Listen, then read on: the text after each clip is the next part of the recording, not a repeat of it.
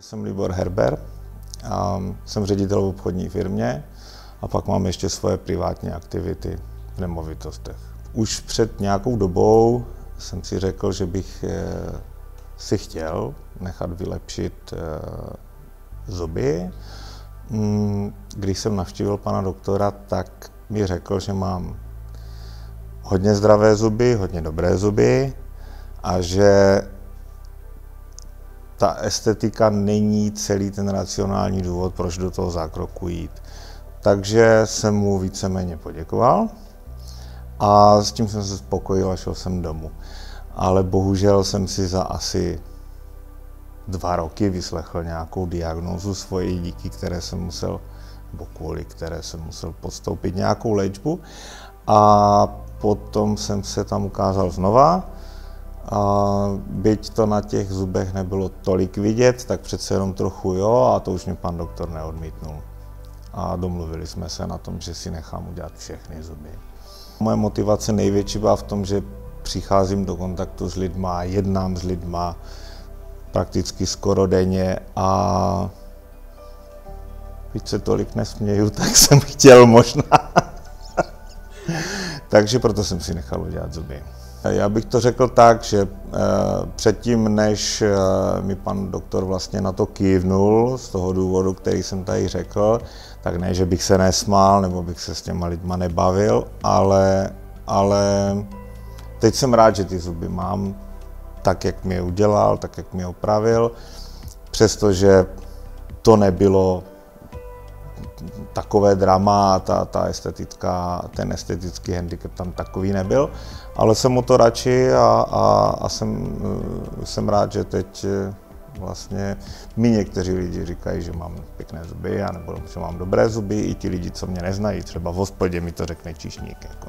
V podstatě, když jsem mu vysvětlil, jakou léčbu jsem podstoupil, tak to možná přispělo k tomu úplně, nebo i to, že opravdu po té radiologické léčbě oni ztratí odstín nebo 2. Byť to není nutné řešení, ale já jsem si to přál předtím, tak teď už to byla konečně ta vstupenka, že mi ten pan doktor vyhověl. V rámci toho jednání s panem doktorem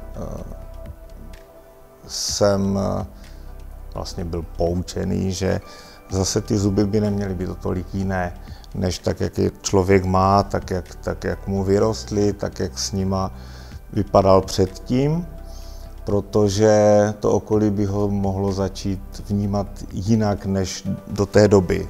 Takže cílem je vyhovět tomu kompromisu, jak by ty fazety nebo čtvrtkorunky měly vypadat z toho stomatologického hlediska a aby zároveň korespondovaly s tím, jak by ty zuby měly vypadat. Nechtěl jsem úplně na Carlose,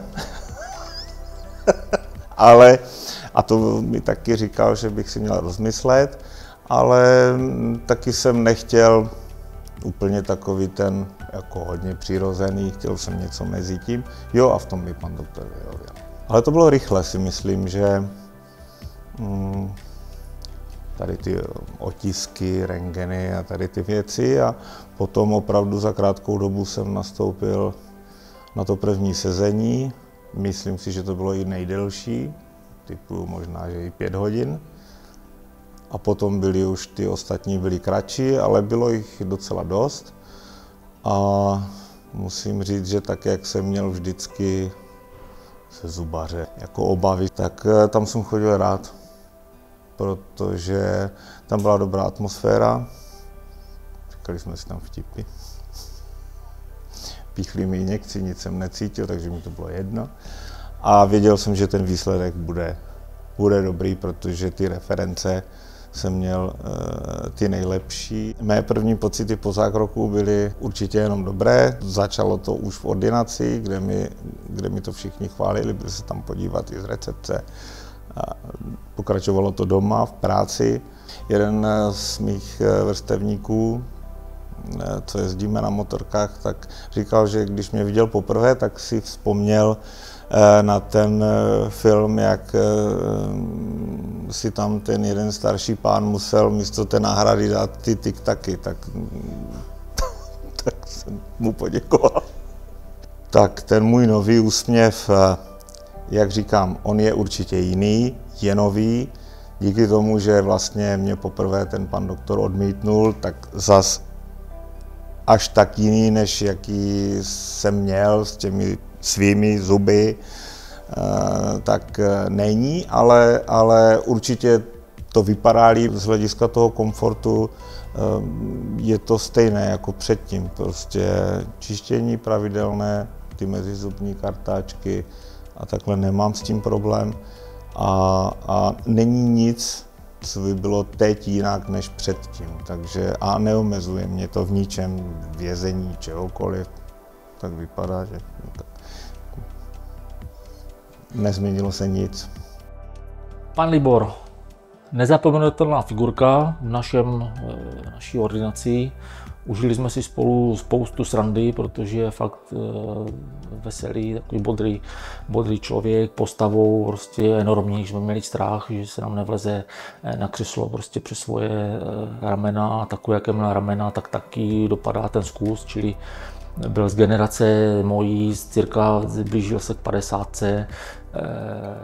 Byl to takový drtič, ten typický, takový s tím silným zkusem, takže abraze zubů 50letého člověka, který má plnou dentici, byla enormní, což znamená potom v té rekonstrukci poměrně problém, protože jednak se musí zvýšit vertikální dimenze okluze, ale potom on měl kombinaci takovou esteticky vražednou, kdy v tom předním úseku jednak ty zuby, ty zubní korunky zůstaly krátké s tou abrazí, jak to drtil, tak to zkracoval hodně.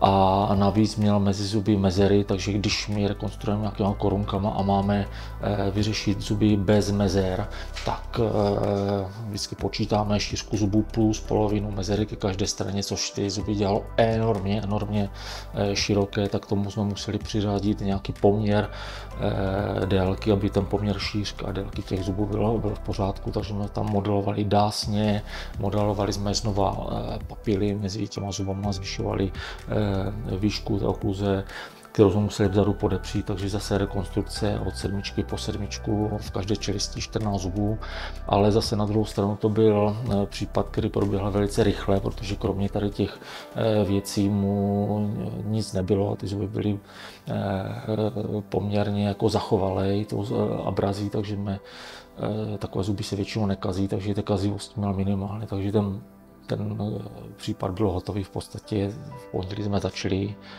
a já bych řekl, že během týdne, 2 jsme to dokončili.